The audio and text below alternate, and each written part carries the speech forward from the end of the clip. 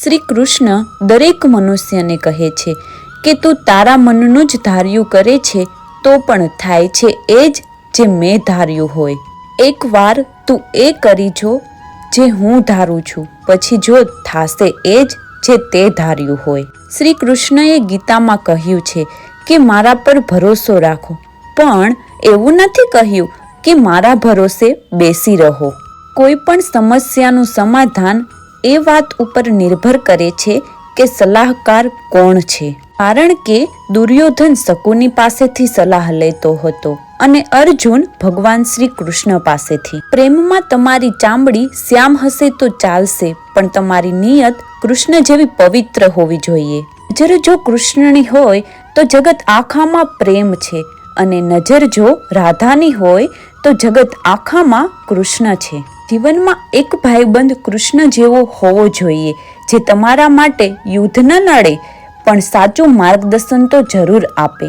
હું શ્રી કૃષ્ણ કહું છું, હસી હસીને કરેલા ખરાબ કર્મ તમારે જ રડી રડીને ભોગવવા પડશે. હું તો ભગવાન છું, માફ પણ કરી દઈશ, પણ કર્મ એ કોઈને છોડતો નથી. ગમે તેટલો ખરાબ દિવસ જાય, હંમેશા એક વાત યાદ રાખજો કે જે થાય છે એ સારા માટે જ થાય છે. જ્યારે કંઈ ન સમજાય ત્યારે બધું ઈશ્વર પર છોડી દેવું. ડાળીએ સૂતેલા પક્ષીને નથી પડવા દેતો તો એ આપણને પણ સંભાળી જ લેશે. ઈશ્વર કરતા મા બાપ મોટા હોય છે, કારણ કે ઈશ્વર સુખ અને દુઃખ બંને આપે, પણ મા બાપ તો ફક્ત સુખ જ આપે. પેટમાં ગયેલું ઝેર ફક્ત એક જ વ્યક્તિને મારે છે, પરંતુ કાનમાં ગયેલું ઝેર સેંકડો સંબંધોને મારી નાખે છે. માટે કામ કરનારની કદર કરજો, કાન ભરનારની નહીં. આપણી સમસ્યાનું સમાધાન માત્ર આપણી પાસે જ હોય છે, બીજાઓ પાસે તો માત્ર સલાહ જ હોય છે.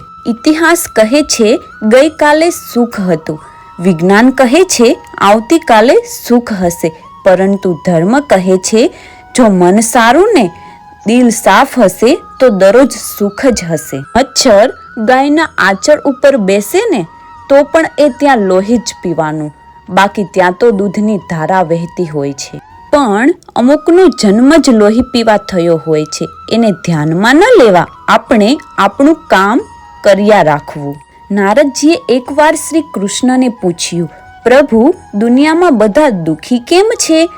ભગવાને હસીને કહ્યું, હે નારદ, સુખ તો મેં બધાને જ આપ્યું છે, પણ એકના સુખને જોઈને બીજાથી રહેવાતું નથી, પરિણામે બધા દુઃખી છે. યાદ રાખજો, ખરાબ વ્યક્તિ જો ફક્ત સમજાવવાથી જ સમજી જતો હોત તો આ વાંસળી વગાડવા વાળો મારો કાનો મહાભારત થવા જ ન દેત. પ્રહલાદ જેવો વિશ્વાસ હોય, દ્રૌપદી જેવી પુકાર હોય, મીરા જેવી વાટ હોય ને સાચા ભક્તની આસ હોય તો કૃષ્ણએ તો આવવું જ પડે છે.